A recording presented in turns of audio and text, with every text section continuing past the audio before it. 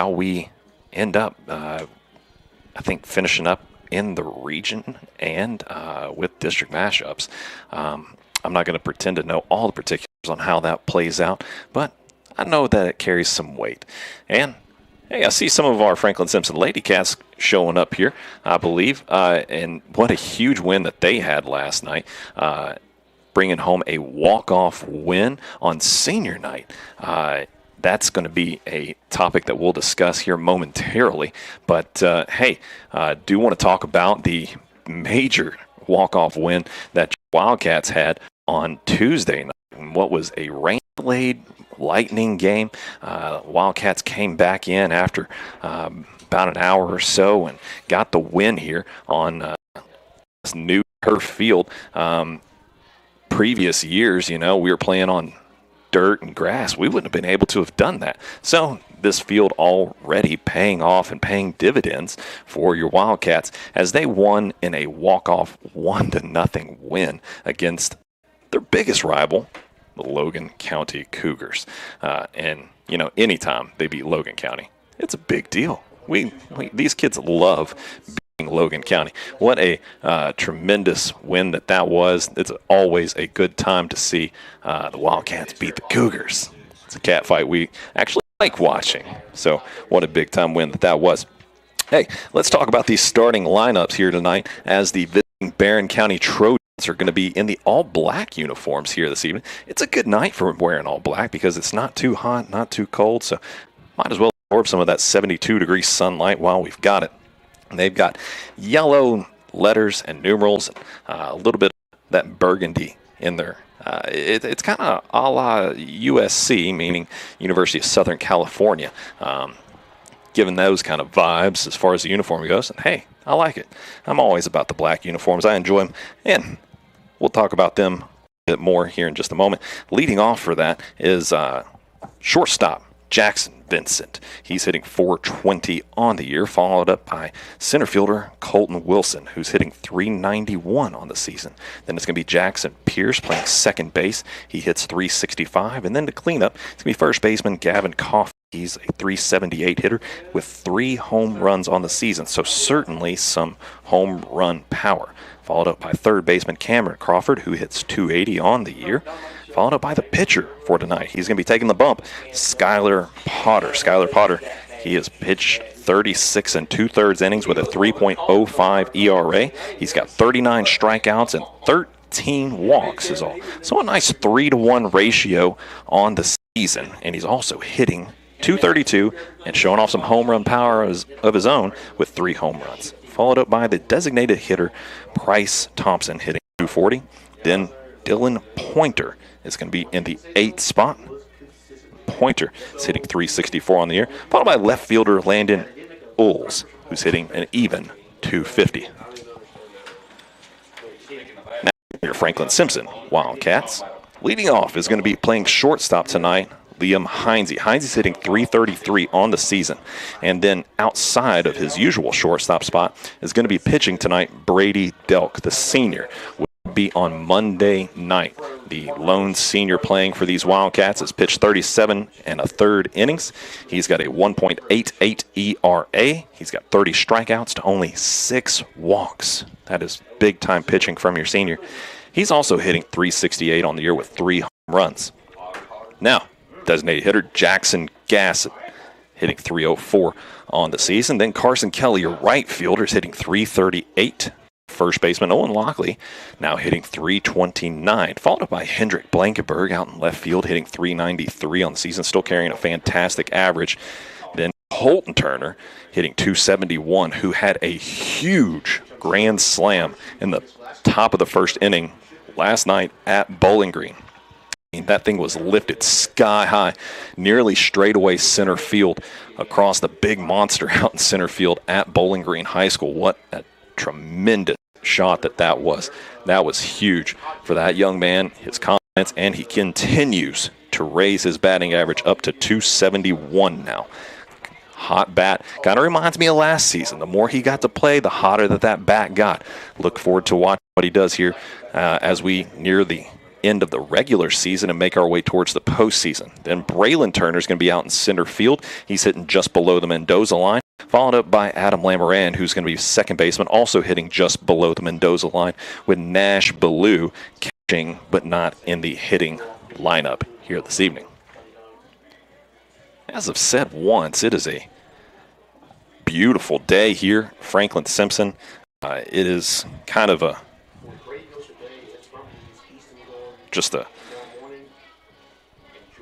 been a great day altogether here. I know that some of these schools had their field days and whatnot, so these kids probably a little bit on the tired side, as some of them have as little as 1 week left in their high school year, but most of them have 2 to 3 weeks left.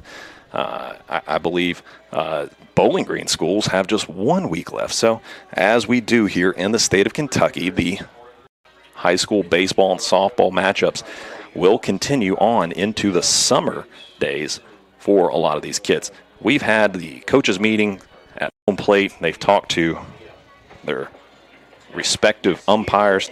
That's going to be behind home plate as well as in the field. It's looking forward to a good game here this evening. We'll probably make it towards a little bit later here in the evening, as I expect these two teams to fully duke it out here on a Friday Night Lights game. So, with all that being said,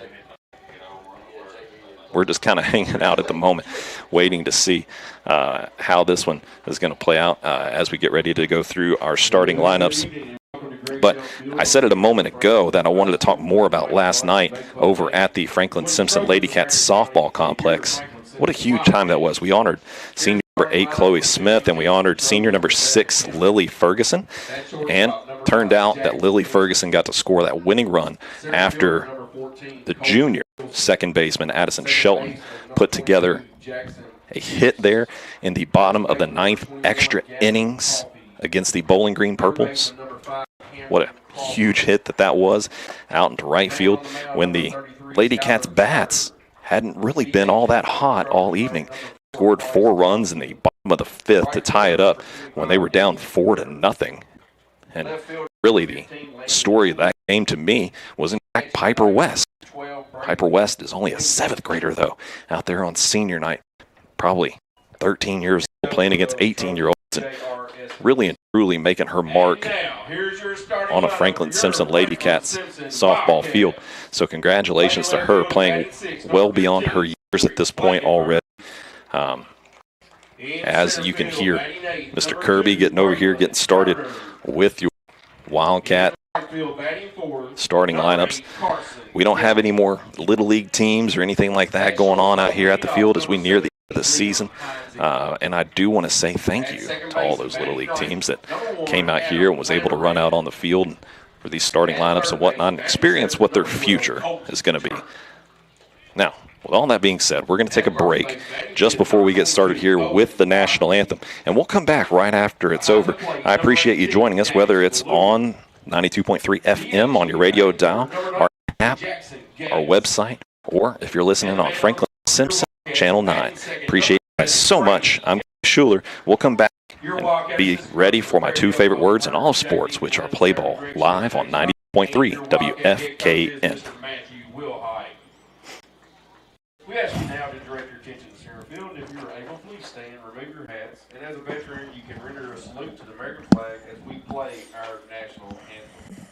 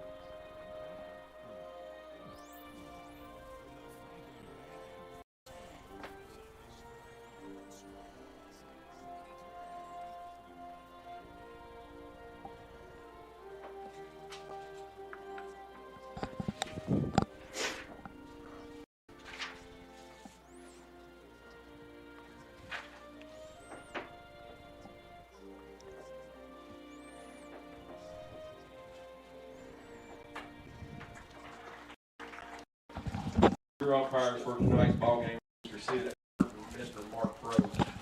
The National High School Federation and High Schools Athletic Association require officials to enforce sportsmanship rules. High school athletics emphasize. What, everybody? Top first inning here at Franklin-Simpson High School's Greg Shelton baseball field. So excited for you guys to join us here this evening on what is a 4-5 matchup in the region. This is going to be a good time here tonight. Looking forward to it in every way. Forward to seeing Brady Delk out on the mound for your Wildcats, as we are the home team. You know, the team takes the defensive side first when it comes to baseball. Brady has been a strikeout pitcher in a lot of ways, you could say, with 30 on the season through his 37 and a third innings that he's pitched, and only 6 walks. So carries pretty good command of the baseball. And leading off for the Barren County Trojans, it's going to be Jax Vincent. He plays shortstop, and he hits a blazing .420. Obviously, that's a big-time number. Baseball. Nash who's going to be behind the plate. Your Wildcats, white pants and black tops with the royal blue letters and numerals. Wildcats in the script across their chest. Always looking sharp the way that they do. Vincent, a right-handed hitter. Ball. Ball a little low and outside to get started off the right arm of Delk. And I just want to take a moment and point something else out here. The wind out here. What in the world is going on? We don't know what to do with ourselves. That's a shot straight out to center field. Braylon Turner moving 10, 15 feet towards his left, and he secures it for out number 1. So lead off out here, Franklin-Simpson Wildcats. And here comes Colton Wilson. Center fielder hits .381, back left.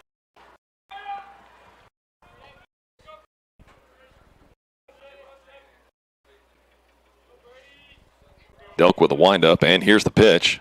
Goes high and outside there. Man, how wild was that last night to see Lily Ferguson in the catcher's position and Chloe Smith out at shortstop. That was something else. That's sent into the gap between first and second, and that's going to be a hit for Wilson. He's going to make his way over to first, nice and easy. Here comes second baseman Jackson Pierce.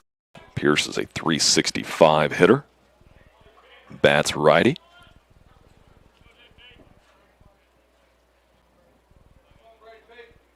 Not off to much of a lead as Wilson over on first.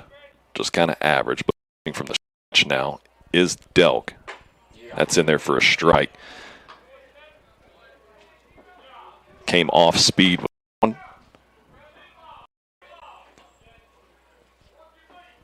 Looked like it was probably a changeup that had a little bit of movement on it.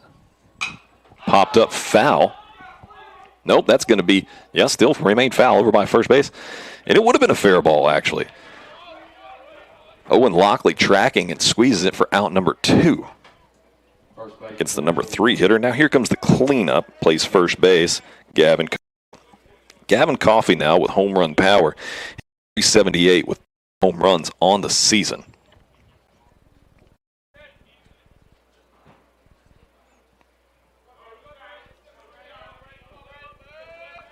Still yet to see anybody hit one out here. Only once in 4 seasons have it. And that was actually for a kid that came from Barren County. Takes strike 1, does Coffey. Kid came from Barren County, moved to Franklin, Braxton Jenkins. And what a shot that thing was straight away center field. And I believe it was actually against Barren County, if I remember correctly. Ball outside. 1 on, 2 away here in the top of the first inning.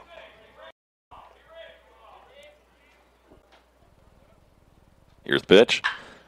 Pull foul down the third base line.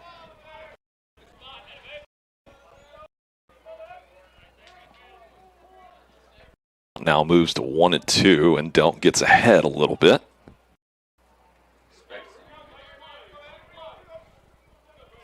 Wilson still being held tight over at first. Not much of a lead at all. Just a couple of steps. Here's the pitch. Another one. Foul.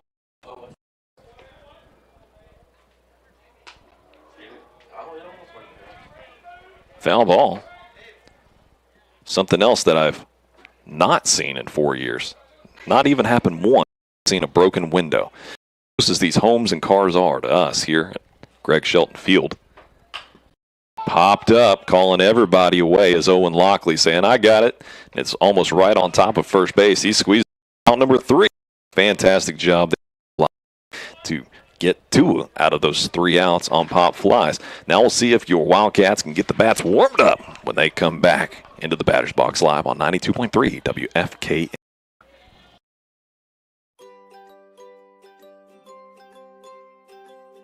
Well, we're right here. We're in town. If somebody has an issue, we're there either that day or the very next day. So we're able to get to it quick and fix whatever issues anybody has. Better speeds. I feel like it's a lot more reliable. With other services, you might get interference during like the weather or something, and you might lose service and have to wait for it to dry out again or something like that. But with fiber, you won't ever have that issue just because it is glass, so you can't really, weather's not really going to affect it much unless like a tree tears it down or something. We provide the city and the county, so within city limits, and then most areas that Warren provides electric service to out in the county.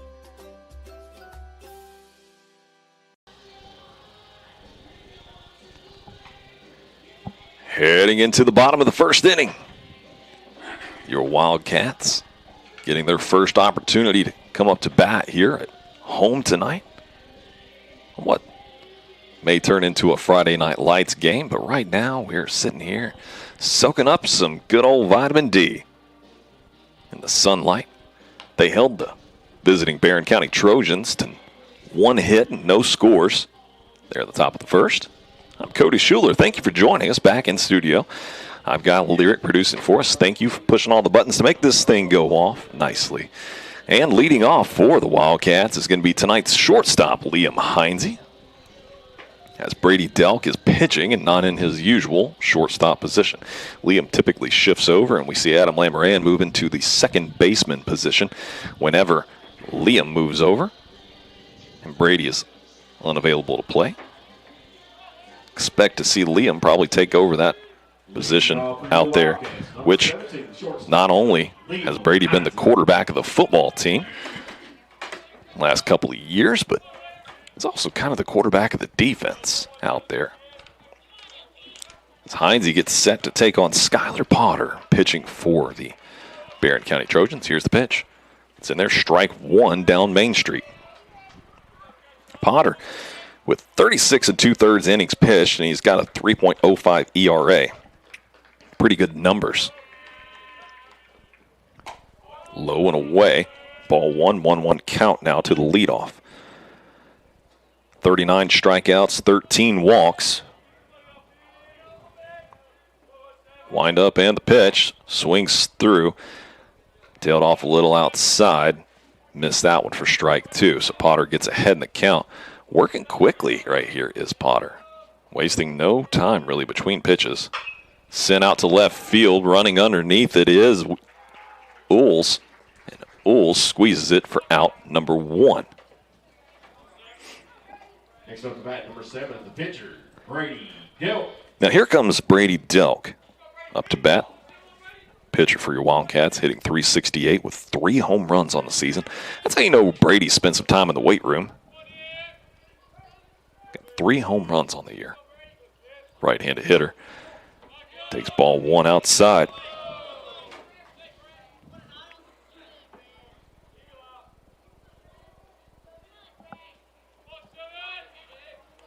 Potter sets, gets the pitch he likes. Here's the windup. Another ball a little low and away.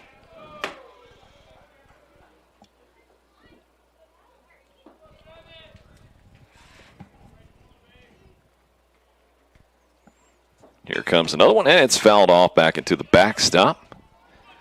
Going to run the count now. 2 balls, 1 strike, 1 away.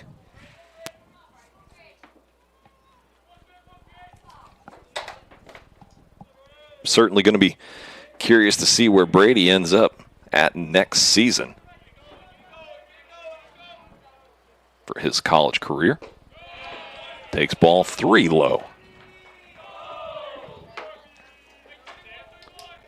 Certain that Brady has been taking several visits. I heard about 1 or 2 as he takes ball 4 low, and the Wildcats have got a runner.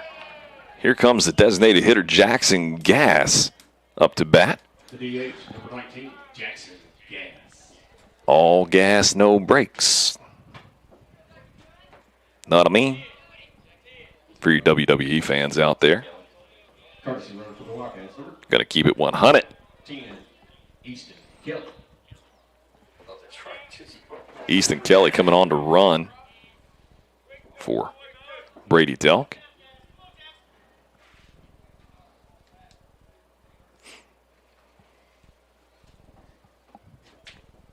And Potter wants a new baseball. He didn't like that one. I'll walk somebody I would want a new baseball too. Kelly gets off to a big lead over on first.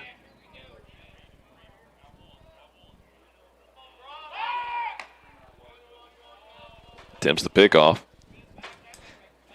We got to be careful over there now. We've seen it happen before, and he's off to an even bigger lead over at first. Another half a step. Lifted high out towards left field. Back. Not quite at the warning track. And Kelly will have to retreat to first base. Tell you what, if there was going to be an evening where we saw one lifted out of this ballpark to left field or center, tonight might be the night. Because, well, that flag is just sitting still out in center right now. Here comes Carson Kelly. Kelly's hitting .338 on the season.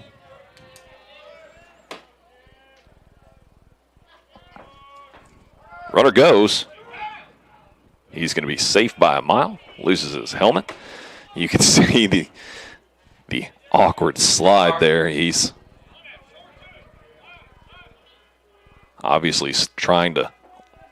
These kids are struggling a little bit with the sliding on the turf.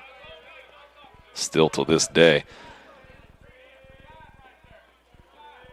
Potter checks, and he thought about going, but he steps off the rubber, turns.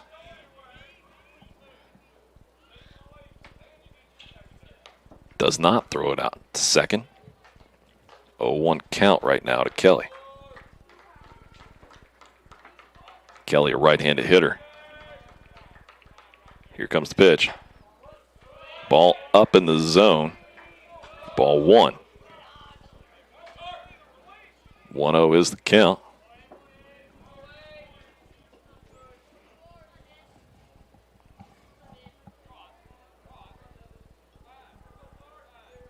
Easton off to a pretty good lead out there. Here's the pitch. Ball remains inside for 2 balls and a strike now.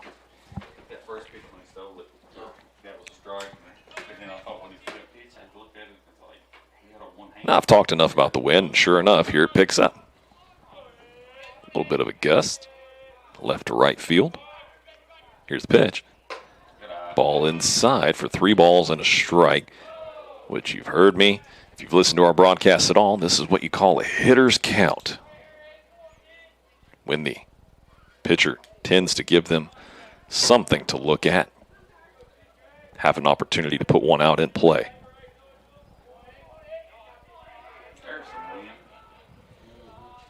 Called time. Potter was moving very quickly in the beginning, first couple of hitters, and here with Carson, he has really taken his time.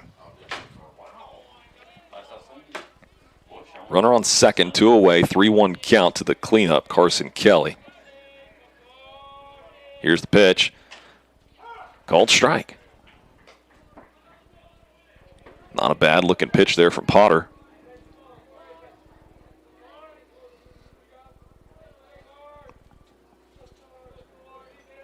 Gets reset now.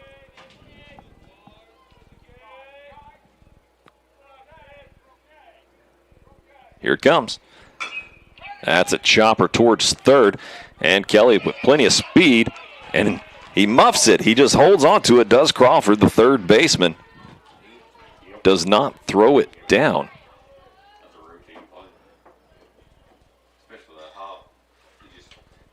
We're going to call that an E5 there. First error of the game for either team.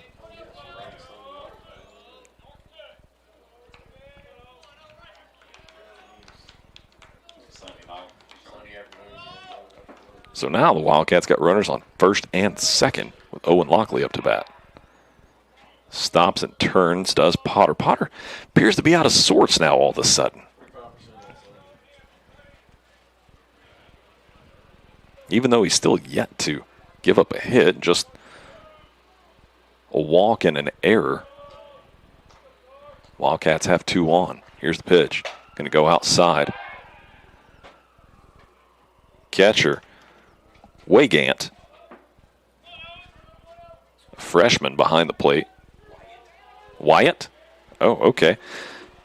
Thanks for our PA, Mr. Kirby, giving me a heads up, or should I say Pastor Kirby, giving me a heads up. That's pronounced Wyatt. Foul ball going out of play. There was a thought that it could have been run down possibly. Potter giving a big-time chase there, but getting just a little bit too much out of play. Count is to remain at 1-1. Got the one day. Call Goose on deck, and Hendrik Blankenberg. Let's see if Lockley can put something in play. Might get the Wildcats an early lead with 1-1 count, 2 away. Runner on second, scoring position. Potter checks him out, and now here's the pitch. And that's going to be a grounder towards the shortstop, Vincent.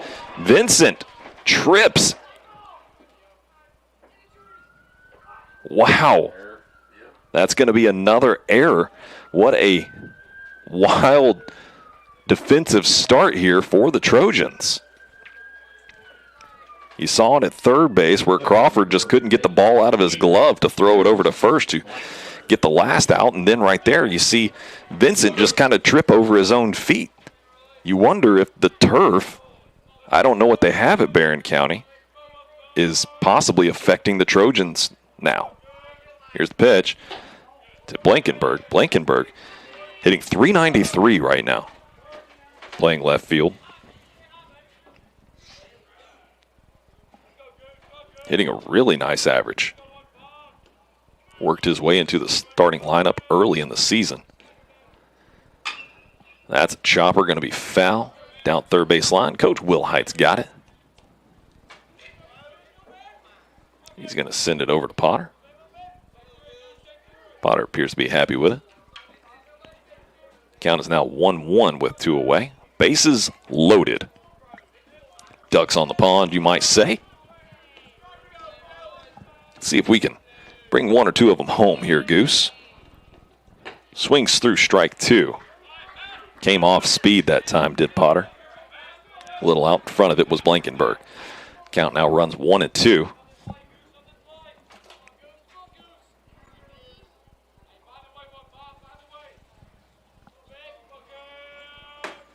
Here's the windup and the pitch. Popped up. It's going to be just foul. Man, that thing had a bunch of spin on it. Bounced in play. And it just seemed to keep carrying towards first there. Towards Coffee. and had so much spin on it that it bounced foul the second it finally hit the ground. 1-2 with 2 away. Bases loaded. Here's the pitch from Potter. Another foul ball. You like to see Blankenberg battling right now.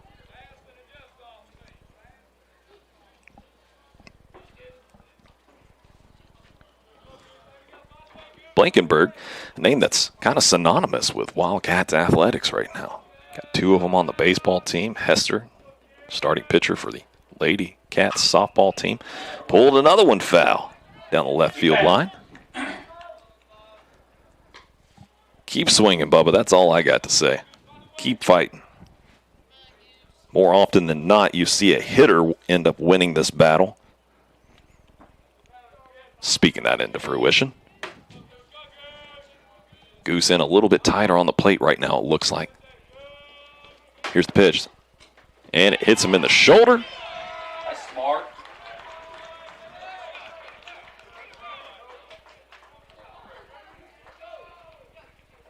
The pitcher Potter kind of wanted to say that. Third baseman, number 12. Cole. Looked like he might have leaned into that one a bit. But didn't really have to move much. Barren County coach wants to come out and have a conversation with us, with the umpire now. Yeah, had a feeling that he might after that one. I wonder what's up with the earpiece here on the Barren County coach. Oh, it's pitch calm for the catcher. Okay.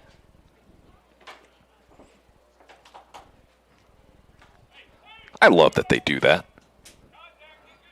I just haven't seen one so prominent sticking out of the coach's ear yet, I guess.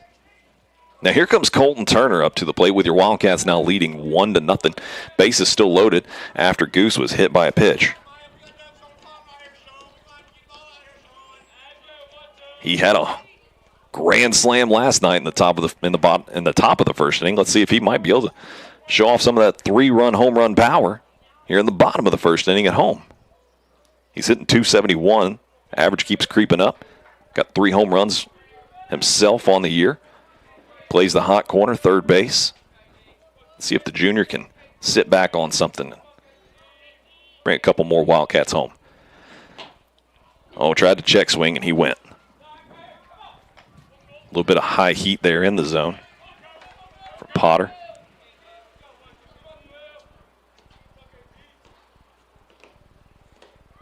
Just an awkward start defensively here for Trojans. Those 2 errors were just felt so weird. Potter does not like the signal, trying to get his catcher to roll through it. 0-1 is the count. Now he likes it. Here it comes. Fouled off. It appears that Potter wants to throw the heat right now. Turner finds himself in an 0-2 hole with Potter ahead. With 2 away, bases loaded. Trojans would love nothing more than to strand all 3 of these guys.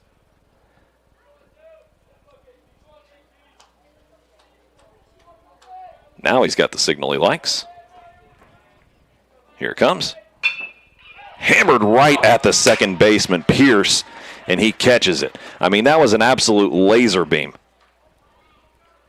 And the Trojans, for what felt like a 20-minute half inning there, are finally out of the bottom of the first.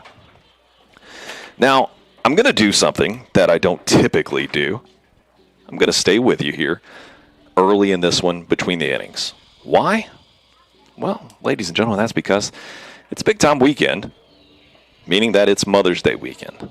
And, well, you know, we don't have anything in particular to do here on the station. I'd like to just take a moment and recognize some of the moms that I know. I know there's so many here that are a part of this Franklin-Simpson community, but my favorite of them all is my own mom. I'd like to give my mom a little bit of a shout out. I don't think she knows how important that she is to our family's operation. Then again, she might know. I don't know. I'm joking. She knows that. But, Mom, happy Mother's Day. Wanted to make it publicly known coming across these radio waves. And all the people watching on Franklin-Simpson Channel 9, we appreciate you. We love you. Don't know what we'd do without you, especially this last year. All the driving up and down the road between Franklin and Bowling Green, and all the doctor's visits and all those things in between. Lord knows you did them enough for me as a kid. Now you're helping out with my kids. Reagan and Sydney, Amber, we all love you so much. Trojans, number 5, Cameron Crawford. As we head into the top of the second inning. Number 5, third baseman Cameron Crawford, hitting .280. First pitch swing and lifts it straight away center field to Braylon Turner. So that's first pitch out, number 1. Next up, the pitcher, number 33, Skylar Potter. And here comes pitcher Skylar Potter. Potter, as well as being a pretty good pitcher, he's hitting .232 on the season, which isn't, insane average, but he's got 3 home runs. And I tell you what, that is a big boy. Takes ball a little low and outside. I mean, he is how I would describe as fully grown. Swings through, strike 1.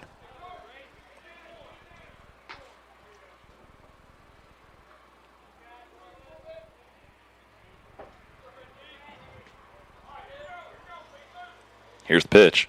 Swings through, strike 2.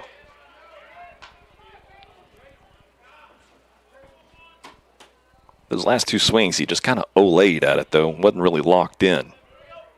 Here's a pitch from Delk. That one goes low and away. Trying to get Potter to chase there on that one.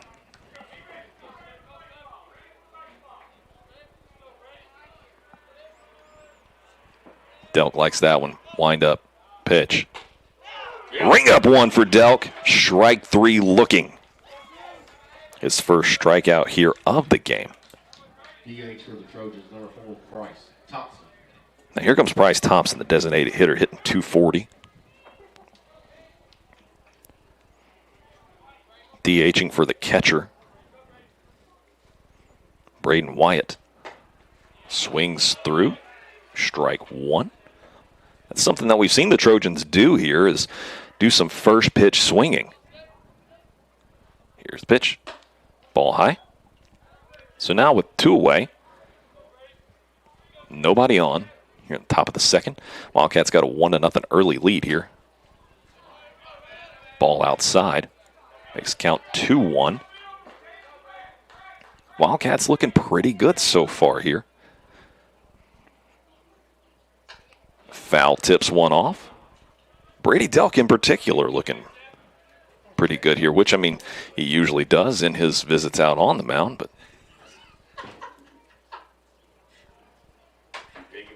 it's almost as if the Trojans have been in slow-mo. Somebody needs to interject some caffeine.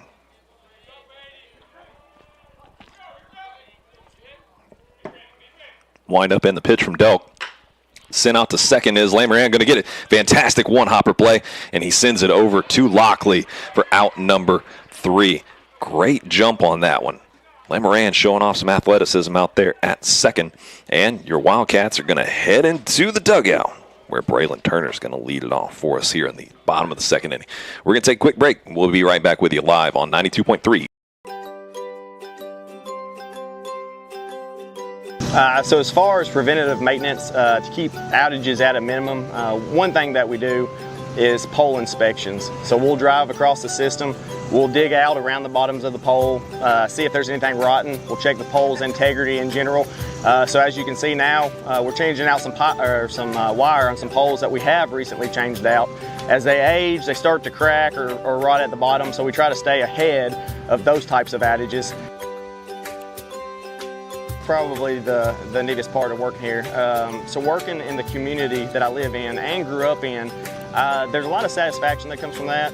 You know, if there is an outage, there's a good chance that you're restoring power, maybe to a family member, a friend, your preacher, something like that. So just being able to help and serve the people that you know, that's a good feeling.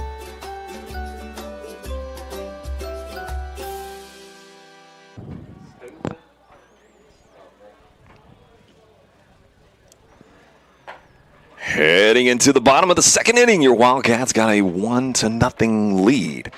After the bottom of the first, they put one up on the board there. Ended up with the bases loaded on a couple of walks, a couple errors, a hit by a pitch. The hit by pitch is what brought the run in from third base after they had him loaded. The Wildcats still yet to record a hit, though, on that 1-0 lead. Here's the pitch. Braylon takes strike one on the outside part of the plate. Braylon, the center fielder, hitting just below the Mendoza line for the Wildcats. Gets in a little tighter on the plate. Here's the pitch.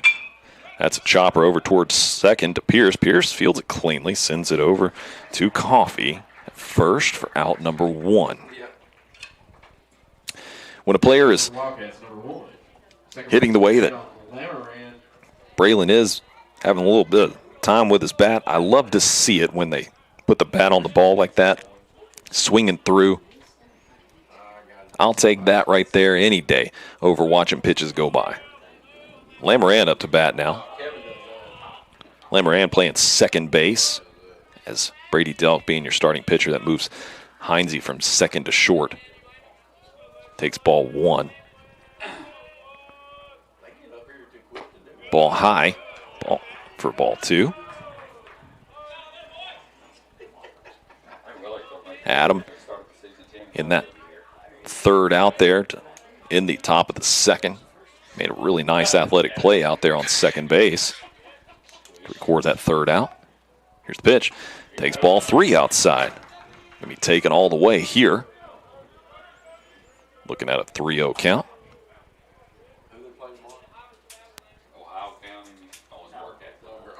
The catcher, Wyatt, struggling still again with that earpiece. Potter likes it. Here's the pitch. Throws a strike nice and easy there down Main Street. Go Adam. Now Adam's set. Pitcher, hitter's count. Sends it right back to the pitcher, Potter. Potter runs it about 3/4 of the way over towards first base and flips it underhand to Coffee for out number two. So 2 up, 2 down. Here comes top of the lineup with Liam Heinze. Playing shortstop, hitting .333 on the season. Heinze having a really nice sophomore campaign for the Wildcats.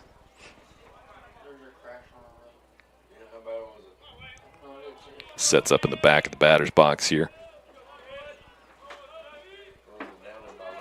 Here Potter sets up. He sends that straight away towards center field.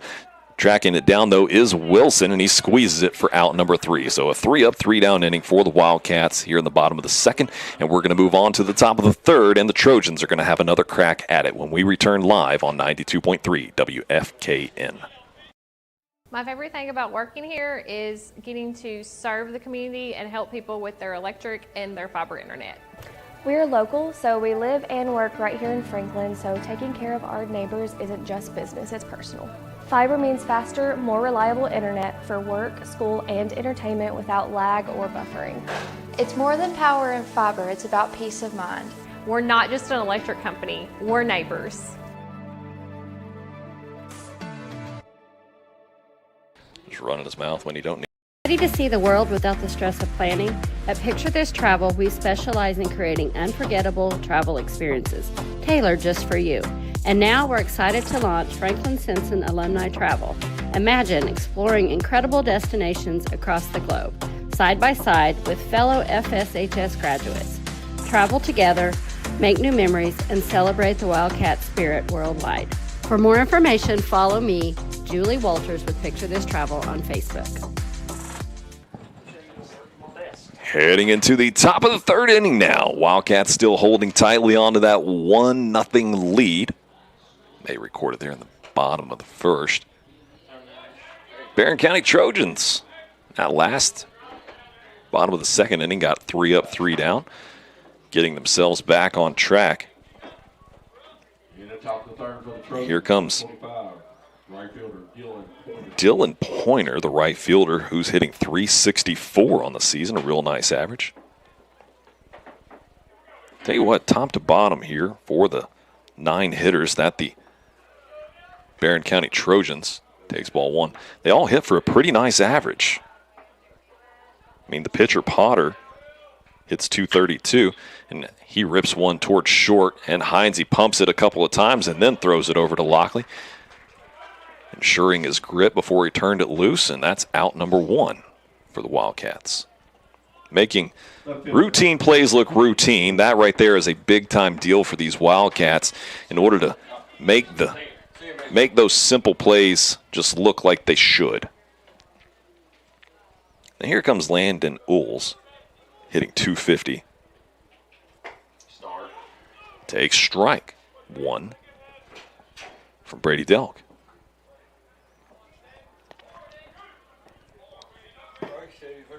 Left-handed hitter is Uhls. Swings through strike 2. Got him with the off-speed right there. Nice looking pitch there from Delk. 0-2. Delk's ahead. Sets him outside, does Ballou. Foul tip. Oh, but Ballou dropped it. So count will remain now at 0-2. 1 away.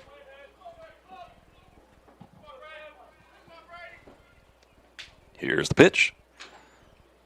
Foul tip down again. Out in front of that one was Uhls.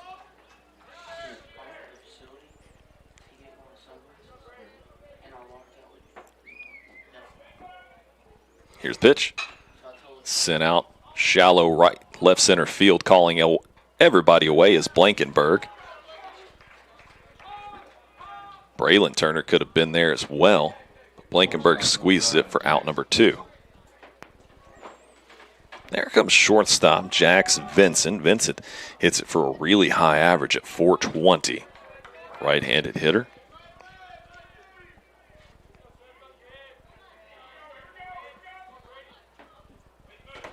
Here's the pitch. Lifted.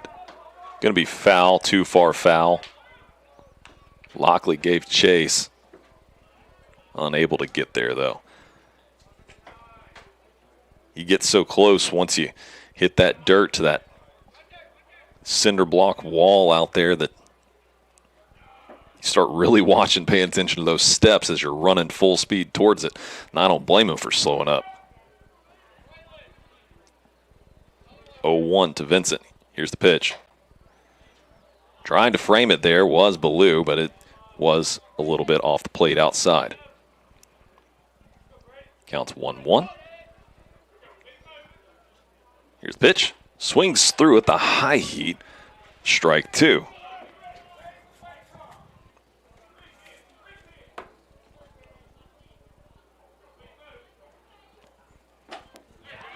Ring up another one for Brady Delk.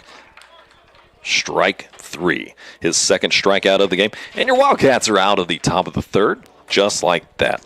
It's been all Wildcats so far here in this one with that 1-0 lead, and we're going to see if they can warm up the bats a bit heading into the bottom of the third when we return live on 92.3 WFKN. Accidents happen in a split second, but the repair doesn't have to be a headache. At Eaton Collision in Franklin, we bring your car back to life with expert repairs and a flawless finish. We'll work directly with your insurance company to make the process quick, easy, and hassle-free for you. From dents to major damage, trust Eaton Collision to get you back on the road fast.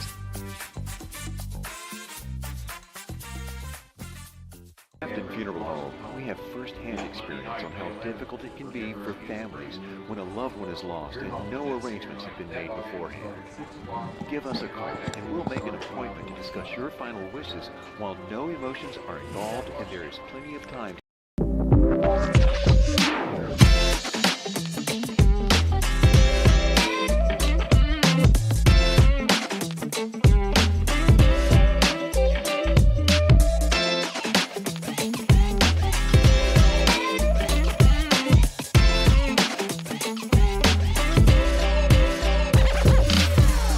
No matter your game, Franklin Bacon Trust equips you for success. Leading off this inning with your pitcher for tonight, senior number 7, Brady Delk. Brady, a right-handed hitter, hitting .368 on the season to lead the Wildcats with 3 home runs. That's tied for the team lead with Jackson Gass, the designated hitter, who's in the on-deck circle, as well as Colton Turner, who recorded his 3rd home run in Grand Slam fashion last night. Brady gets into the box. Potter for Barren County sets. Throws him off speed. Good-looking pitch there, and gets Brady to swing through. Fanning at that one. Potter resets. Here's the windup and the pitch. Goes ball low. Good eye there by Delk.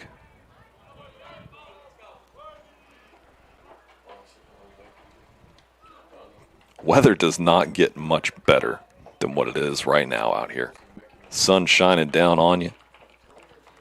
Here's the pitch. Lifted down that left field line. Oh, man.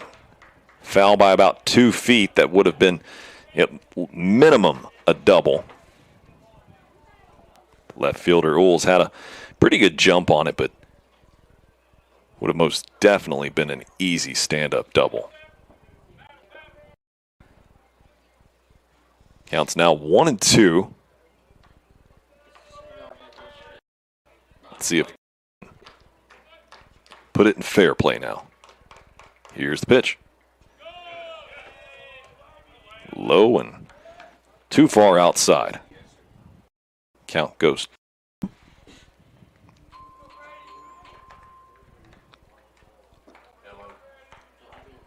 Delk gets set. Here's the pitch. This ball high. Delk laid off of that one. He wanted to swing. Runs the count here to the lead. The bottom of the 3rd. Brady Delk. 3 balls. Potter sets. Here's the payoff. That's sent right up the middle. That's going to be in there for a base hit. Then get to it. So a leadoff single for your Wildcats here in the bottom of the 3rd. Now comes Gas up to bat. I have enjoyed this week getting to see the spring football practice over there happening at Franklin-Simpson High School. Looking forward to see what head coach Max Chaney has in store, but and it's the ball. Little joke there. Easton Kelly on to run. They do test him over at first.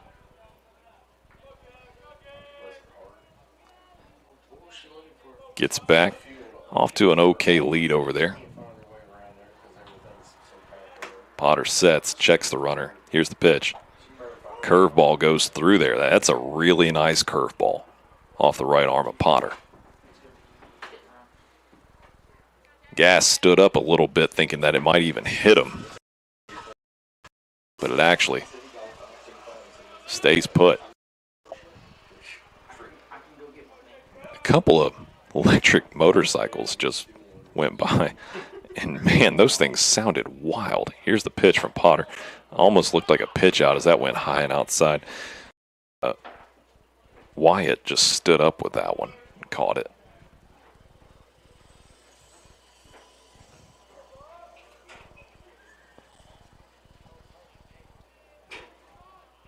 Now Potter's reset, checking the runner over at first. Here's the pickoff again. Not in time. Kelly's off to a pretty good lead, but he seems to always get out there to a pretty decent lead. He's a pretty quick player. A little less of a lead this time. Gas set up in the back of the batter's box. Here's the pitch. Swings through a strike 2. Now we really do got to be all gas, no breaks, and protect the plate with 2 strikes up there on the board. Nobody out with the runner on first. Here in the bottom of the third, Wildcats got that 1-0 lead here at 6:12 on a Friday night, May the 8th. Fouled off over towards first base. May the 8th.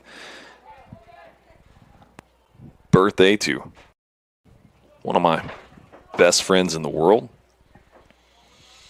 He's not listening or watching, but his name's Paul Patterson. Former great pitcher here in the state of Kentucky. Was drafted by the New York Yankees, I believe, back in 2008. Gas takes high and tight for another ball. Lays off of that swing there. Now this count remains 2-2.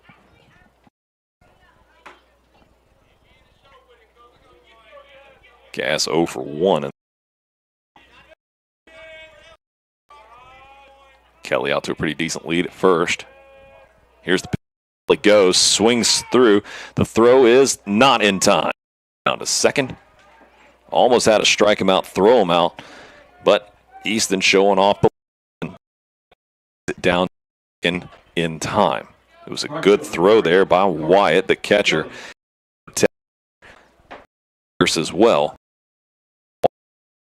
with Potter. The senior Potter is throwing to Wyatt, the fresh plate.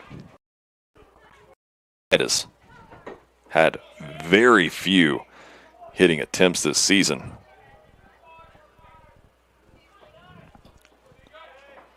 So now with 1 away, Wildcats got a runner in scoring position. Carson Kelly up to bat. Kelly, a .338 hitter. Bats righty. Hot pink batting gloves, if you're watching on Franklin-Simpson Channel 9.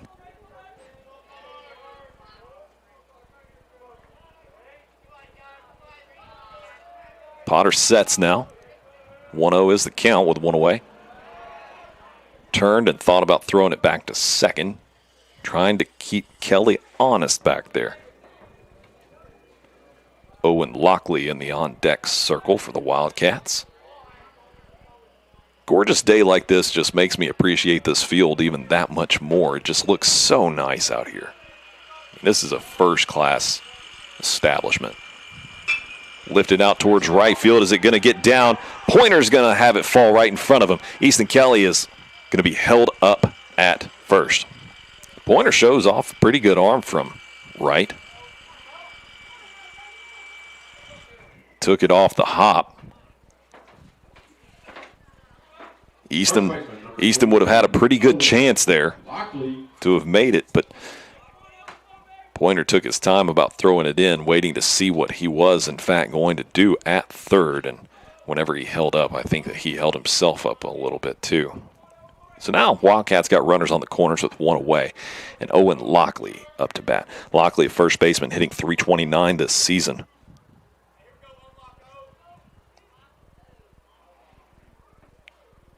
You'd love to see Lockley capture a little bit of that early season magic when he was hitting well close to .500 for a period of time.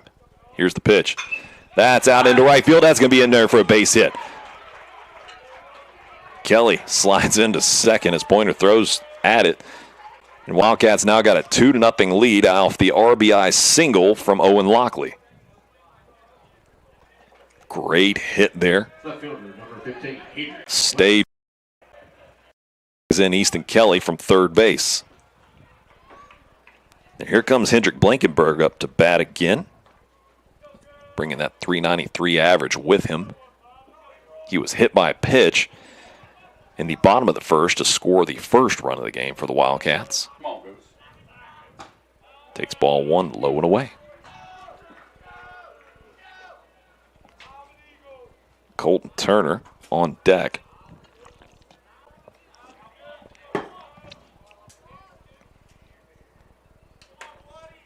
The loss last night by your Wildcats against Bowling Green was against the number 1 team in the region. So it wasn't killer in terms of their RPI, but as they are one spot ahead, being the 4th ranked team in the region right now, taking on the 5th ranked team in the region, it would be detrimental to their RPI if they were to lose here this evening.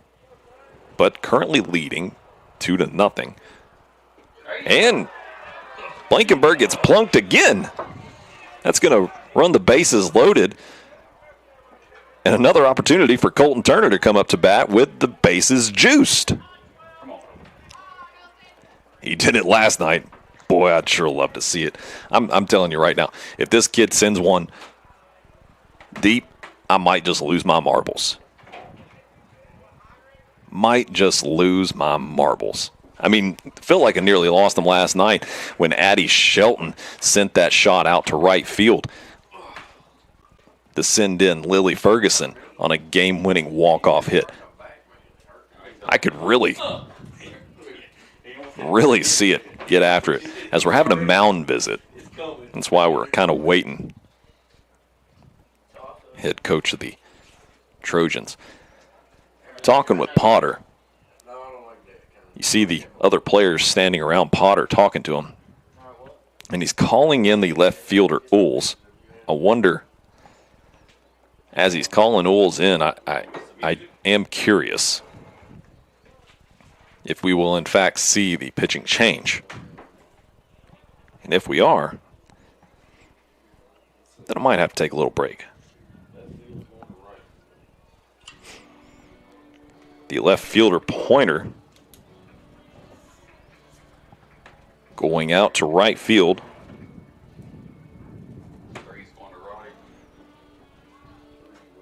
Ools, I believe, coming in to pitch. Let's see if we can't find you some stats on Ools.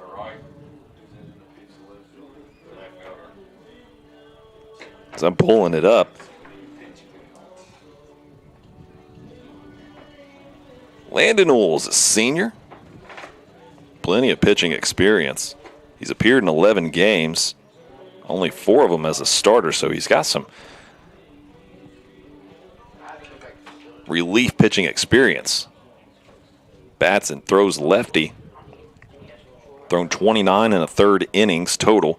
Got a 3.58 ERA, which is pretty good. He's thrown over 500 pitches this season, so he is no stranger to the bump.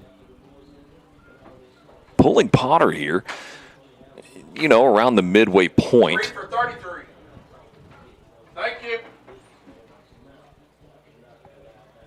you. You got to be curious how the psychology of the head coach, J.R. Estes of the Trojans, is working through this one with the bases loaded. And, you know, I'm curious if he knows about Colton Turner. If he's aware that, you know, he hits a 271 average.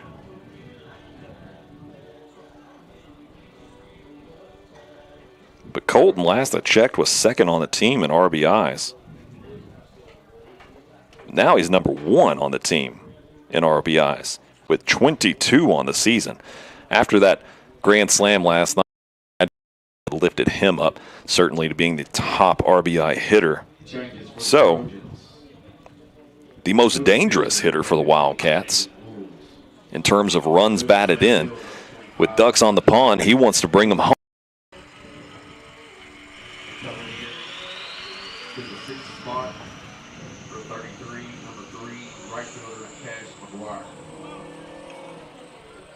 I'm told that it's going to be Cash McGuire coming in to play right field. For your Wildcats, number 12, third baseman, Colton. For the Trojans. Colton Turner with 1 away, 2-0 lead, bases juiced. Facing off against the now relief pitcher Landon Ools with a 3.58 ERA on the season. Here's the pitch. Ball low. Change in style, very much so, as Skylar Potter was a big, tall kid. Threw a overhand right, and now we're looking at a much smaller in stature left-handed pitcher. Pitching from the stretch is Oles. That's sent up the middle off the bag, and they're going to try to turn two. Can they do it in time? They do. Oh, my word. That one's going to be one that we're going to remember here for a little while. But you got to credit the Trojans there with the ability to turn two. That thing took a very, very good hop for the Trojans off of the pitching mound, and unfortunate for the Wildcats there to strand three on base. Well, but we've still got a 2-0 lead heading into the top of the fourth. Find out what the bats of the Trojans are going to do when we return live on 92.3 WFKN.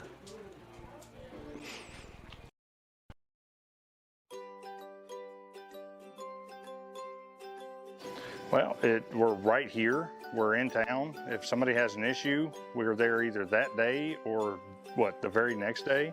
So we're able to get to it quick and fix whatever issues anybody has. Better speeds. I feel like it's a lot more reliable.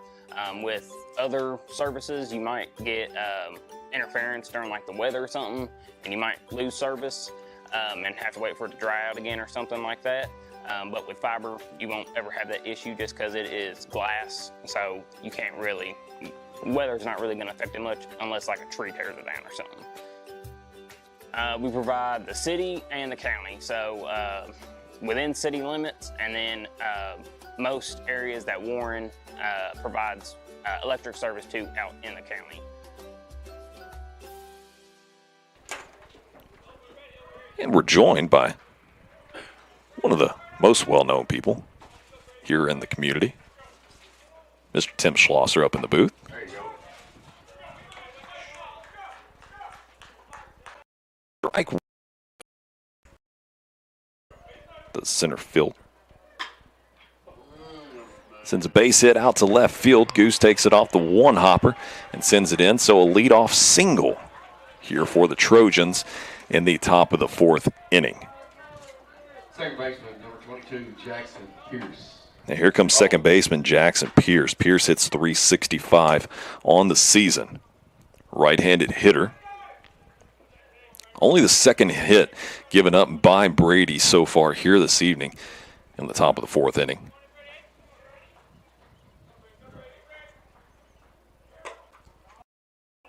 Just outside that time.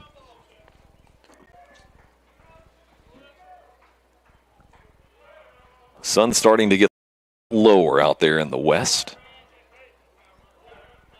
1 ball, no strikes. Here's the pitch. Off speed this time. I believe that curveball just ducked a little bit too low in the zone for ball 2. Tell you what, if there was ever a night that you needed to get out to a ball field and get you a ballpark hot dog, tonight's that night. Come on down. Runner goes. The hit and run was on. It's popped up into shallow right field. Carson Kelly's calling everybody away, and he squeezes it for out number 1. Runner will remain safely over at first. There comes number 21, first Jack. Coffee hits .378 with some home run power. He's got 3 home runs this season. Big right-handed hitter.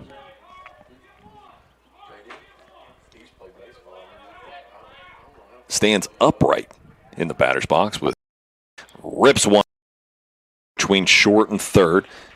Second inning for the Trojans. Now they one in with runners on the second, just one away. Come plate. It's going to be third base number 5, Cameron Crawford, hitting .280 on the season. Right-handed hitter.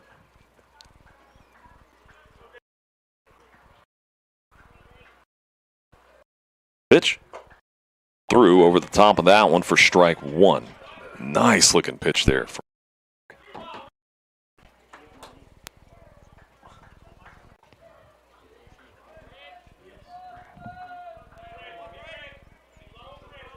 Gets set, checks the runner, checks him again. Here's the pitch now. Going to be a little low and away.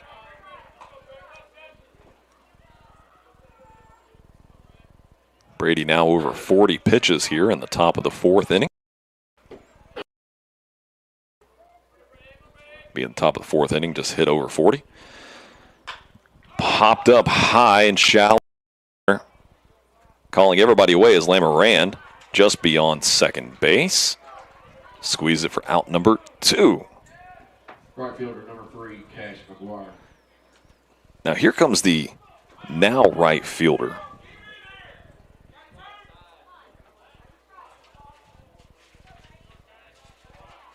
Cash McGuire.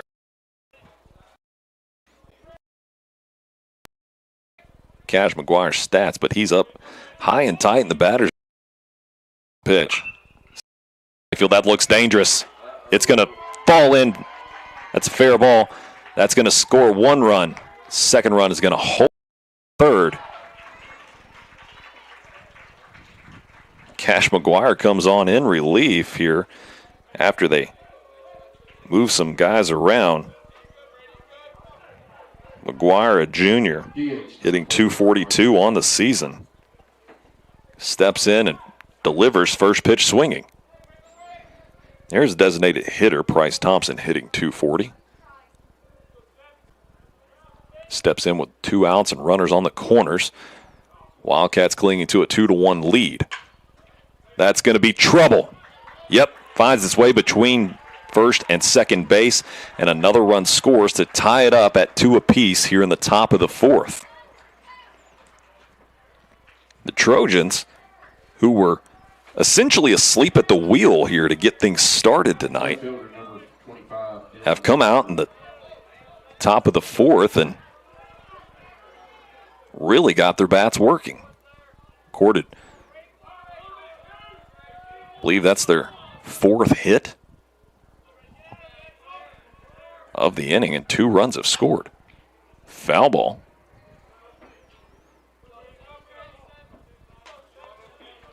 I'll say this with Mr. Tim Schlosser, probably listen to me a little bit. I've still yet in 4 years to see a broken window, a car hit over here, thankfully. We want to keep it that way. That's sent over to Lamarand. Let's see if he can field it cleanly. He does. Fires it over to Lockley for out number 3. The Wildcats get out of the inning, strand 2 on base, but the Trojans' bats got going. They scored 2 runs there to tie this one up in the top of the fourth, and now the Wildcats really got some work to do. Let's see if they can warm up their bats when we return live on 92.3 WFKN.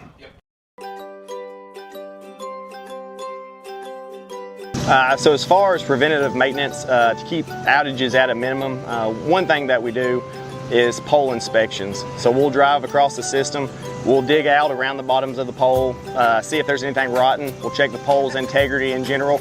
So as you can see now, we're changing out some wire on some poles that we have recently changed out. As they age, they start to crack or rot at the bottom, so we try to stay ahead of those types of outages. Probably the neatest part of working here. So working in the community that I live in and grew up in, there's a lot of satisfaction that comes from that. You know, if there is an outage, there's a good chance that you're restoring power, maybe to a family member, a friend, your preacher, something like that. So just being able to help and serve the people that you know, that's a good feeling.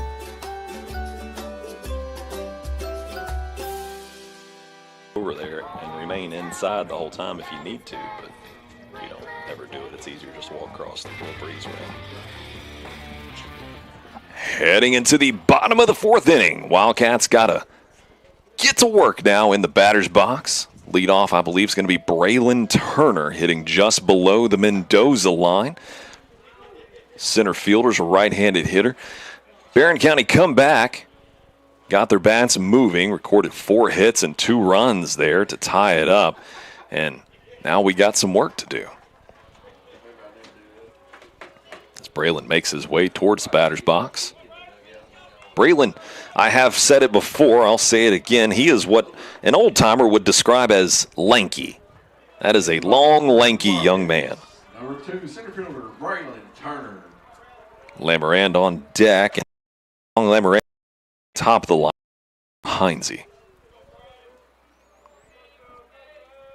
Let's see what Oles has in store here.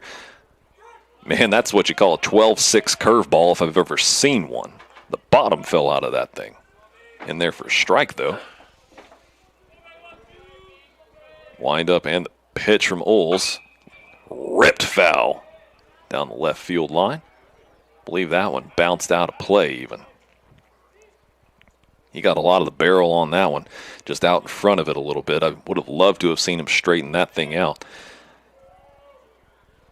Not quite having the season he was a season ago as Braylon hitting the baseball, but you know what? That's what you do. You swing the bat to get back in the order of things. Takes ball one high. As Oles is ahead in the count. 1-2 now to the leadoff here in the bottom of the fourth. Here's the pitch. Lifted out towards left center field. Chasing is new left fielder. Oh, it is down, and that is up against the wall. He's easily got two. A nice stand-up double. Love to see him swinging the bat. Braylon Turner with a nice stand-up double all the way to the fence. Burning pointer who moved from right to left field. You wonder if that had any kind of effect on him tracking that ball at all. As now, kind of in his eyes, when you're out in right field, the sun setting is more back and trying to track, really be something whenever we get moved around. I think he's got the shades on there. Showing bunt is Lemoran, and he puts it right down the first base line, but it goes just foul. There won't be any bluffed bunts here from Lemoran. You'll see Coffee charging in like a freight train. Second baseman Pierce moving over to first to probably cover. Vincent, pardon me, checks the runner at second, shows bunt again, pulls back, and it gets off the foot of Wyatt. The catcher past him does advance to third.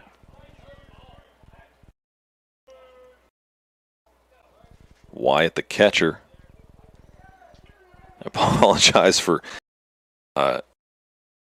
earlier in this one. It's spelled different from any I've ever seen. W-A-Y-G-A-N-D-T.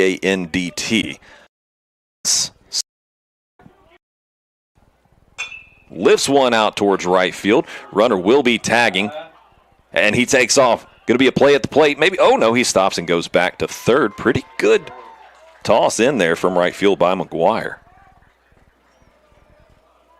Now we're here looking at the top of the lineup. Shortstop number 17, Liam Heinze. Heinze hits .333 coming into this ball game. He's seeing Oles for the first time, left-handed pitcher, on in relief for the Trojans. Brady Delk on deck, runner on third. Curveball down enough in the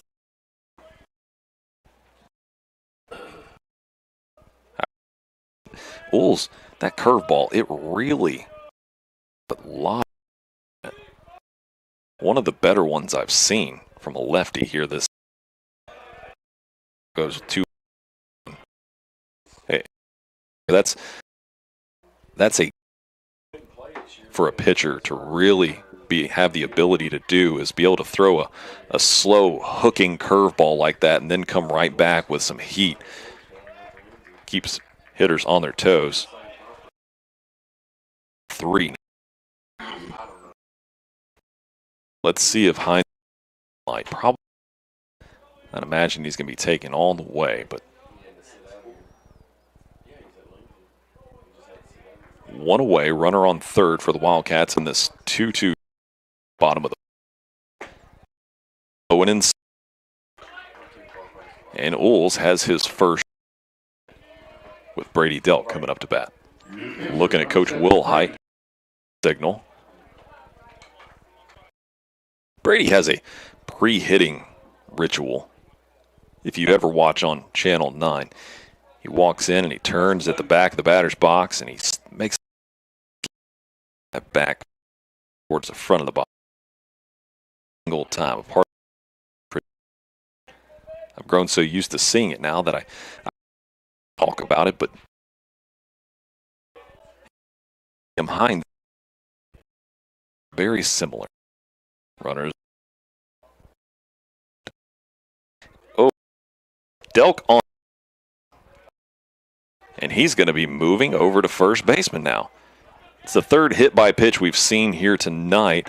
Two of them, unfortunately. Blankenberg, he got plunked once in the shoulder and then again straight in the back.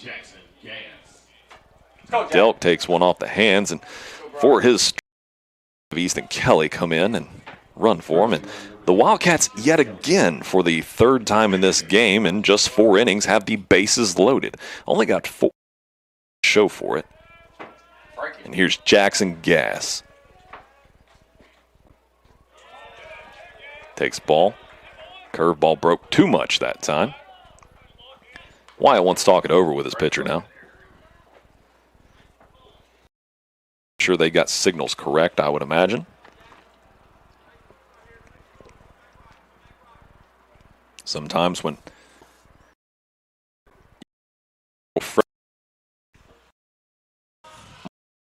check the signals and try to slow the other team's momentum.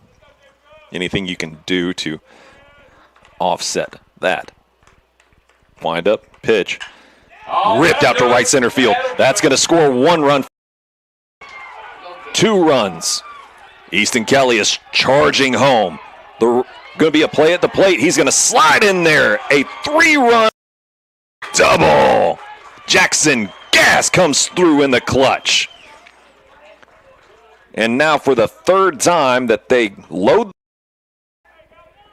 they finally clear them all off, thanks to the bat of Jackson Gass going all gas, no brakes. Putting 100% of a swing into that one, and the Wildcats retake the lead, making this a 5-2 game in the bottom of the 4th. Still just 1 out. Lay the right fielder up to bat. Here's the pitch. Paints the outside part of the plate, does Oles for strike 1. We have some Oles here in Franklin, and I hope that I am pronouncing it the way for our pitcher. Checks Gass out on second. Stays high in ball 1. We are at the score now in which us at their place early in the season. That was a 5-2 win for Barren County. Now we're up on top 5-2 against Barren here at home.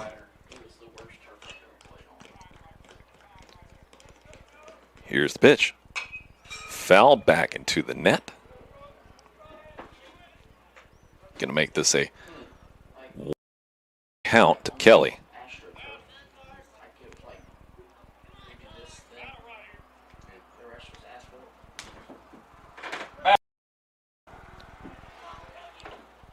Kelly gets himself set in the batter's box, digs in a little bit, scoots in tight on the plate. Oles checks the runner at second, checks him a couple of times. Now here's the pitch. Lifts it. Oh, what a line. Right back. And Oles turns around and doubles up Gass at second. What a break yet again for the Barren County Trojans. It happened as they doubled us up in the bottom of the 3rd, and now here they double us up again in the bottom of the 4th to get out of the inning, but not before your Wildcats can't do a whole lot of damage with the bats. And Gass with a 3 RBI double for your Wildcats retake the lead 5-2. We'll find out if the Trojans can try to match it when we return live on WF. My favorite thing about working here is getting to serve the community and help people with their electric and their fiber internet. We're local, so we live and work right here in Franklin, so taking care of our neighbors isn't just business, it's personal. Fiber means faster, more reliable internet for work, school, and entertainment without lag or buffering. It's more than power and fiber, it's about peace of mind. We're not just an electric company, we're neighbors.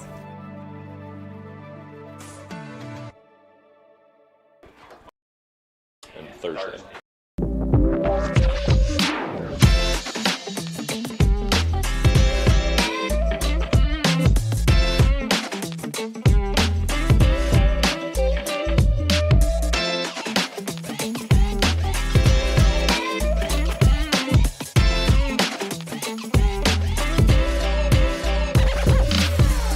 No matter your game, Franklin Bacon Trust equips you for success.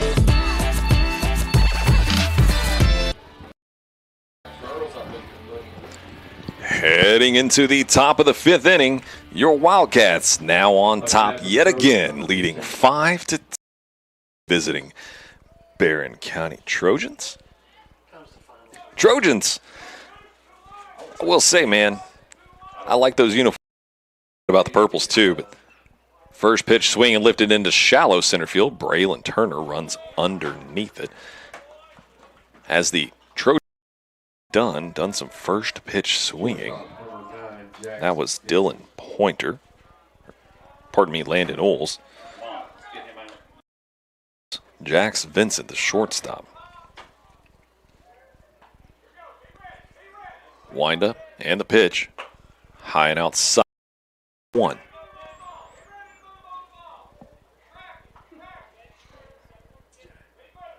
Here's the pitch. Chopper toward.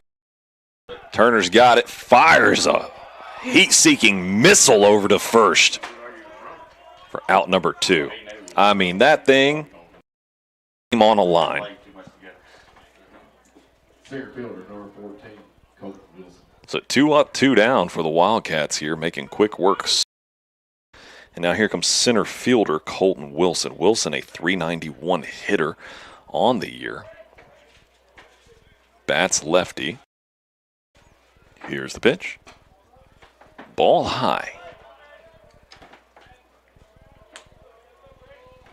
There was ball 2 away. Here's the pitch. I was about to say, what's wrong with that one? That's strike 1.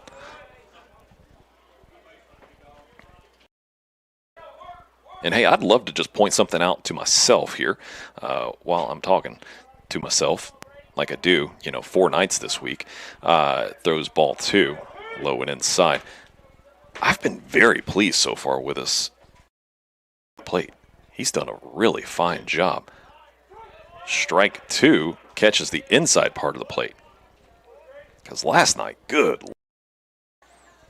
Oh, woof. Here's the next pitch. Ring him up. Strikeout of the game for Brady Delk ends the top of the 5th inning.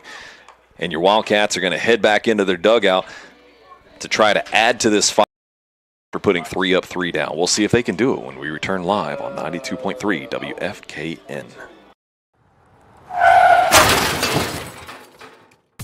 Accidents happen in a split second, but the repair doesn't have to be a headache.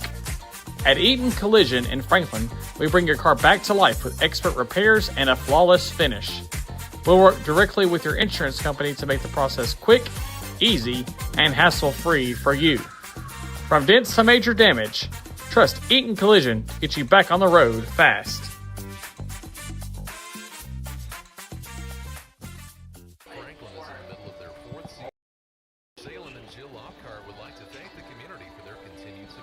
But he was consistent, so I got to give him that much at least.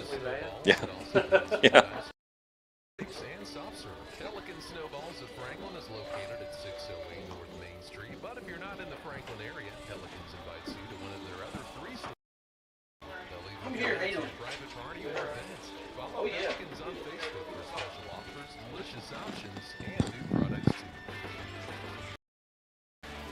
Heading into the bottom of the 5th inning, your Wildcats now leading it 5-2. After another 3 up, 3 down inning, Brady Delk recording his 3rd strikeout of the game, doing a fine job out there on the mound. Wildcats have done everything I think that you could really ask from them to this point. Playing error-free baseball. Got 5 hits, 5 runs to show for it. This one's been highlighted by Jackson Gass, 3 RBI double. There in the bottom of the 4th inning. Now we got Owen Lockley coming up to bat, having a fantastic freshman campaign.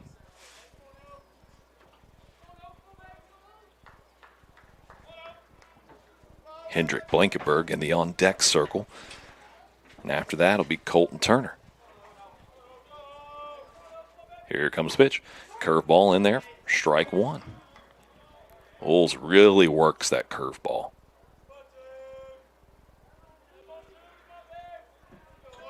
Wind up and the pitch.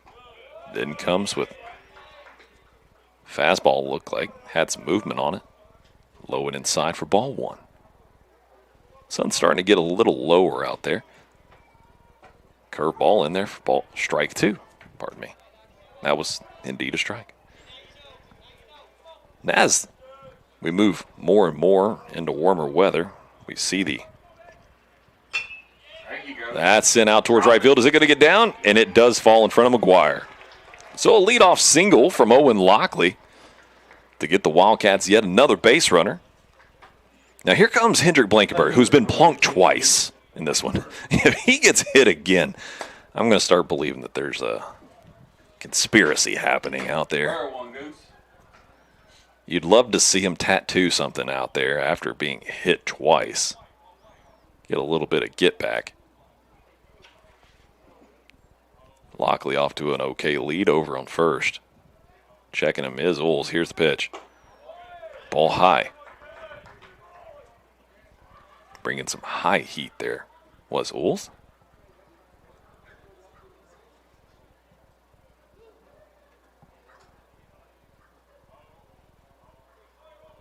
Checking the runner on first. Lockley off to an okay lead. Here's the pitch now. Sent right up the middle. They're going to try to turn 2. Get the first one and the second one. So that's another 4-6-3 double play for the Trojans, making those double plays look easy whenever they get the opportunity to turn them. Now Colton Turner's going to head into the batter's box with nobody on base and 2 away.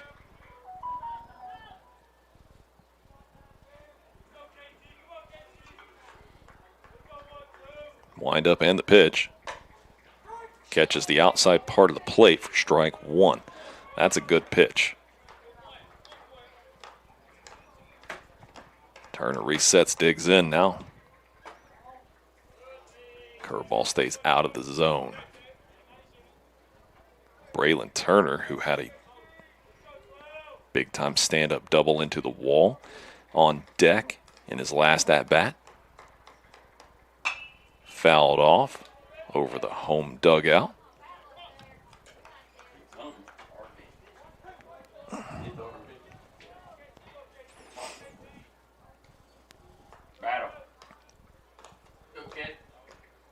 Turner resets now. Here comes the pitch. Foul ball. Curve stayed up a little bit in the zone, got underneath, fouled it back into the net right at us here in the booth.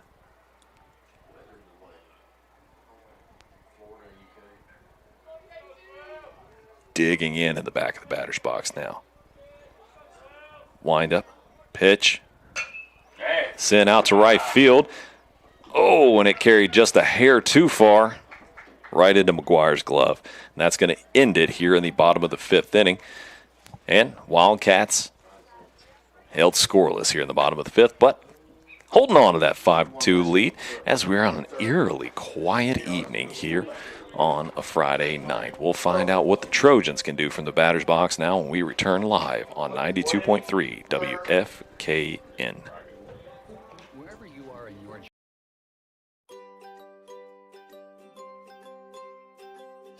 Well, we're right here. We're in town. If somebody has an issue, we're there either that day or the very next day. So we're able to get to it quick and fix whatever issues anybody has. better speeds. I feel like it's a lot more reliable. With other services, you might get interference during like the weather or something, and you might lose service and have to wait for it to dry out again or something like that. But with fiber, you won't ever have that issue just because it is glass, so you can't really, weather's not really going to affect it much unless like a tree tears it down or something. We provide the city and the county, so within city limits, and then most areas that Warren provides electric service to out in the county.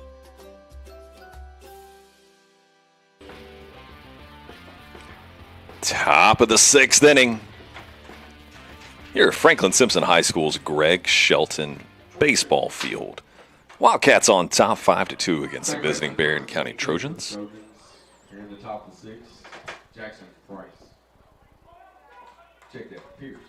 Here's second baseman Jackson Pierce hitting .365, going to lead it off here in the top of the 6th for the Trojans. Facing Brady Delk. Brady's done a real nice job so far through this one. That was just his 55th pitch. I'm Cody Schuler, by the way. Thank you for joining us. Swings through at strike 2. Our 4th broadcast this week. It's been a good week. A lot of time spent around the ball field. Hard hit grounder at Lamoran. He fields it cleanly. Sent to Lockley for out number 1. They retire the leadoff yet again. And here comes Gavin Coffey, the first baseman. .378 average, 3 home runs. Sun is pretty much shining so directly in now into a right-handed hitter's face.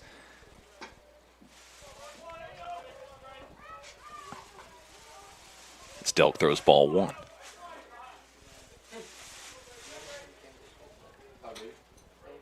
Wind up and the pitch from Delk.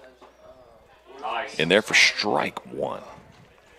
Would like to take a moment here and just say thank you to all of our listeners this week, as we have been on taking a little break. These best country across here. Oh, and that us foul down the third baseline. That would have been big time trouble. Off the bat of Coffee. So used to seeing or necessarily hearing your daily country music coming through these airwaves, and right now you've had the pleasure of all this Franklin-Simpson Wildcat baseball and softball. Some good wins this week. It's been a really good time. Lifted deep towards left field, running and chasing is Blankenberg, and he tracks it down in foul territory, making a great catch. Carried on him just a little bit more, I think, than what he thought it would. Next for the Trojans. And the Trojans are 2 up, 2 down now. Here comes third baseman Cameron Crawford hitting .280 coming into tonight.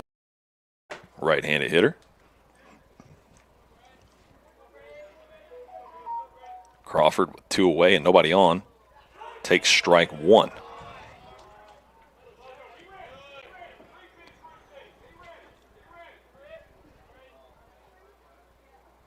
Here's the next. Lifted out. And Hendrick Blankenberg tracks it down for out number 3, squeezing it. And that's the time. Tell you what, these kids have been making some quick work of these innings so far tonight. As that, I think, is the 3rd or 4th 3 up, 3 down inning that we've had to this point. What a good time we're having as your Wildcats are continuing to lead it 5-2. We're going to take a quick break and we'll be right back on 92.3 WFKN.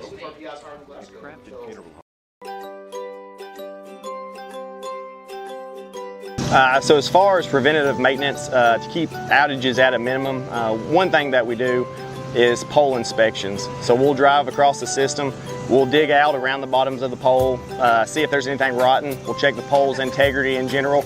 So as you can see now, we're changing out some wire on some poles that we have recently changed out.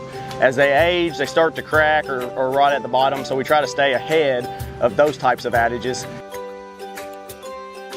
Probably the neatest part of working here.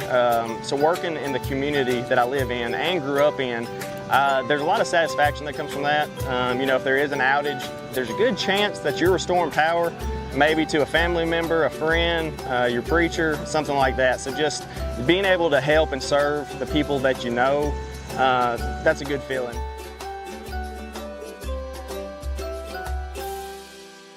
A lot of pitching experience so far as the sophomore takes the mound, throwing 4 1/3 innings. He's got a 3.23 ERA. He has struck out 3 and walked 12.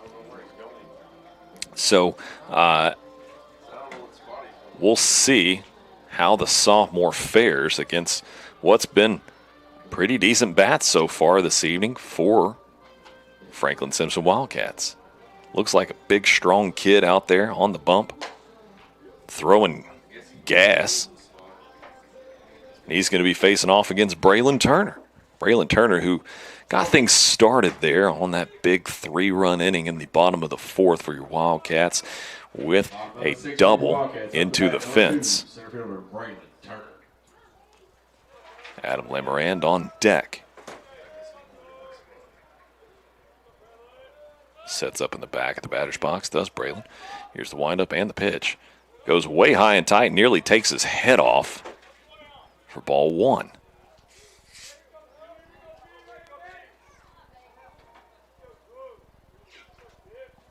Sets back up. Now here's the windup and the pitch. That's right on the money for strike 1.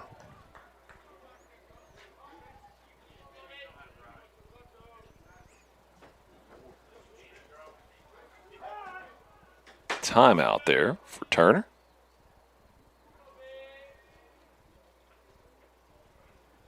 One is the count to the leadoff here in the bottom of the 6th inning. Curveball that time for Pendleton. In there for strike 2.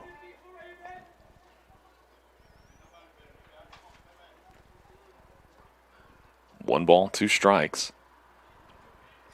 Wind up from Pendleton. Here's the pitch. Goes low and inside.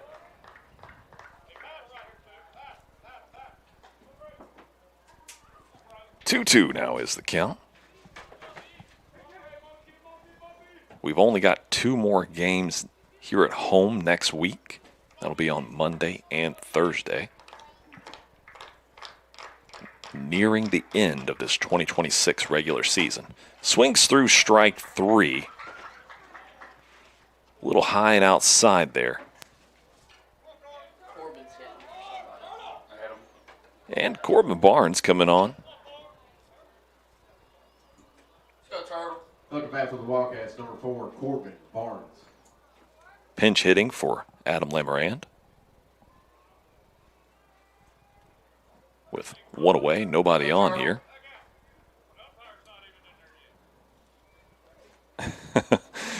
Barnes is so ready to hit. He's in there staring at the pitcher, and umpire's still checking his lineup card. Love the enthusiasm there for the freshman Barnes. Barnes has had a couple of nice outings pitching for the Wildcats this season. Right-handed hitter. Takes strike 1. Liam Heinze in the on-deck circle. Wildcats still leading 5-2. We are straight up 7 o'clock right now, so I do want to do a little bit of a station identification that you are listening 92.3 WFKN. We are broadcasting right now from Greg Shelton Field at Franklin-Simpson High School. I'm Cody Schuler. Thank you for joining us here on a beautiful Friday evening. Barnes sets up a little more in tight on the plate. Takes one low and away for ball 1. 1-2 is the count after the foul. And the ball. Wind up from Pendleton. Here's the pitch. Whoa, that was way high and tight, and he swung through. That's going to be out 2. Heading to the top of the lineup now for Liam Heinze.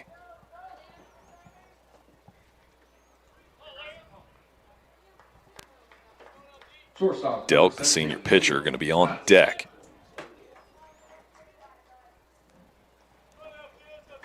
Heinze's had a really nice sophomore season, hitting .333.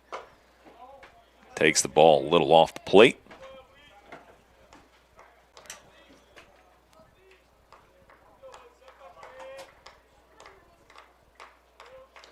Pendleton showing some nice velocity. Nearly the same spot, same pitch.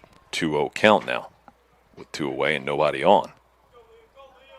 Sophomore versus sophomore. Some rally coming from the home dugout here. Here's the pitch.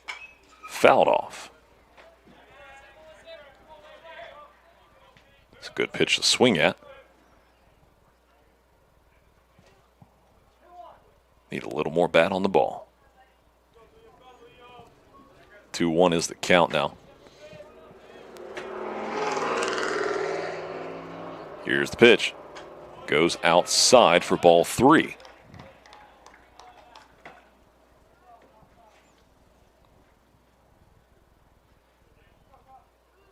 The Wildcats trying to add to their 5-2 lead. He likes the pitch. Here's the windup. Here it comes. That catches the outside part of the plate. Good looking pitch there. Strike 2, and the count runs full. 3 balls, 2 strikes. Heinze digs in and awaits the payoff. Now he's going to take time and back out, reset his batting gloves. Get reset. See what Pendleton can do for the Trojans. Here it comes. Lifted high and deep, foul territory.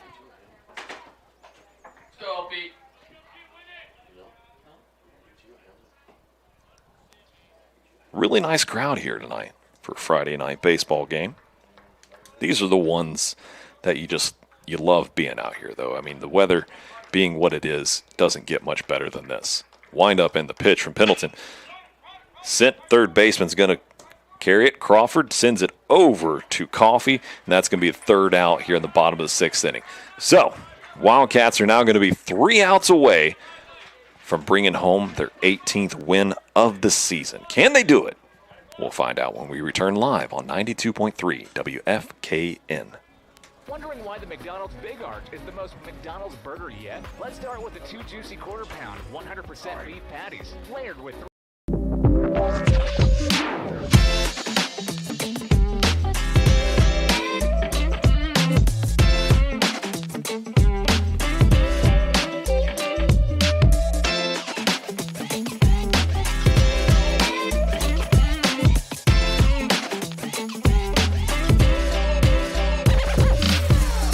No matter your game, Franklin Bacon Trust equips you for success.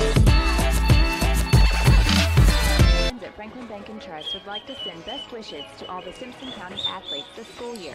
You represent our community with pride and good sportsmanship, and we're so proud of you. Go Wildcats. Member FDIC. I ain't gonna say it, I'm gonna jinx it. Hometown banking at its best. Franklin Bank and Trust.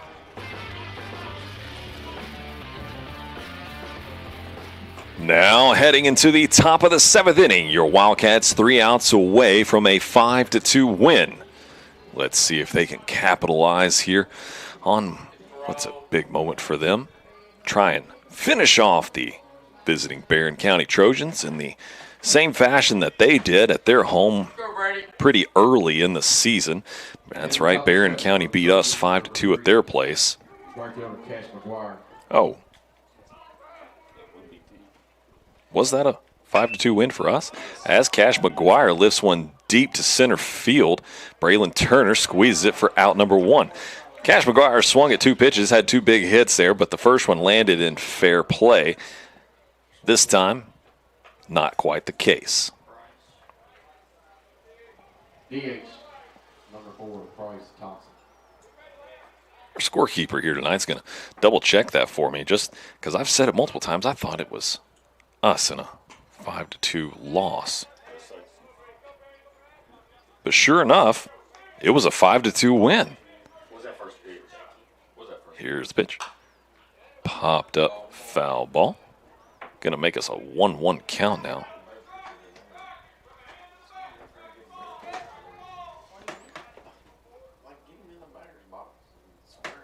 Nash-Ballou went 3 for 3 in that one.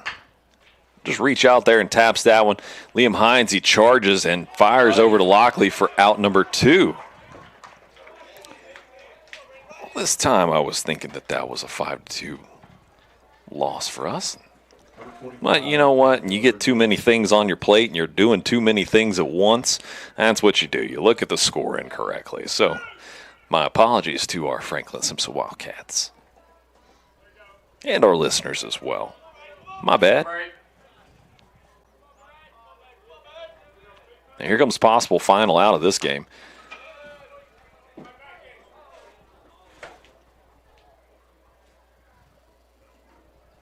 Fouled off by Dylan Pointer, the senior. Pointer hitting .364 on the season.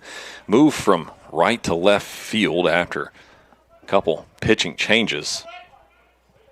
Stands up really high in the batter's box. Gets a little bit of knee bend as he awaits the pitch to come through. Got a 1-1 count now with 2 away. Swings through a strike 2.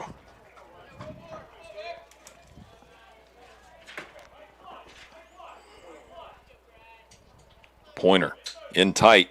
Sets up outside, does Ballou. Tries to frame it, but not in time. Not enough there to make that one a strike. 2-2 is the count. Chopped foul.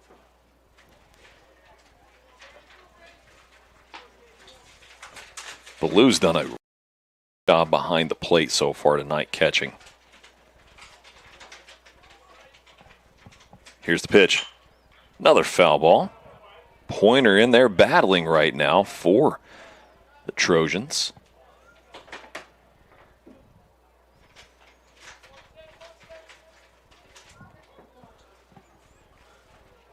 Can Delk get us out of this one? And the final out. Here's the pitch. Foul down right field line.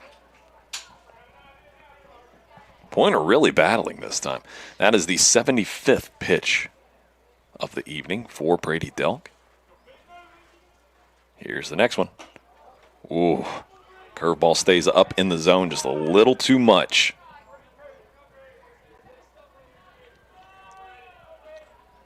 Here it comes. Chop down the first baseline. It is going to go just foul again. Looking at 3 balls, 2 strikes, full count, 2 away. A strike away, an out away from a 5-2 win again. I can't believe I looked at that incorrectly like that. Yeah, it happens. Here's the pitch. Another foul ball. Whew. Man. Pointer really putting the bat on the ball here, but rear back and show us something here, Brady. Here's the pitch. Another foul ball. It's kind of fun at this point, as that is the 11th pitch of the at-bat. But, I mean, they're all fun. What am I saying? Here's another one. That one's sent into fair play. Fielded cleanly by Liam Hines. He fired over to Owen Lockley, and that's out number 3. And your Wildcats have done it again to the Barren County Trojans and got a 5-2 win. Highlighted this one with a 3 RBI double off the bat. Jackson Gass. What a big-time win this right here was for your Wildcats as they beat the 5th place team, being the 4th place team in the region. This is great for their RBI and makes them 18-11 on the season. One of their better winning averages that records, pardon me, I should say, on the year that we've had, especially for being such a young team. Congratulations to these young men. And hey, thanks for hanging out with me so much this week. I'm looking forward to next week. We will be seeing our team play on Monday night and Thursday night here at home for our final 2 regular season games before we head into district play. So I look forward to seeing you guys here in just a few days, and I want to wish my mom, my wife Amber, which everybody listening probably better knows as Miss Schuler, and then I'd also like to wish my mother-in-law and my sister-in-law a very happy Mother's Day. There's so many others, but those 4 right there are the core 4 for me. I love you guys and appreciate y'all so much.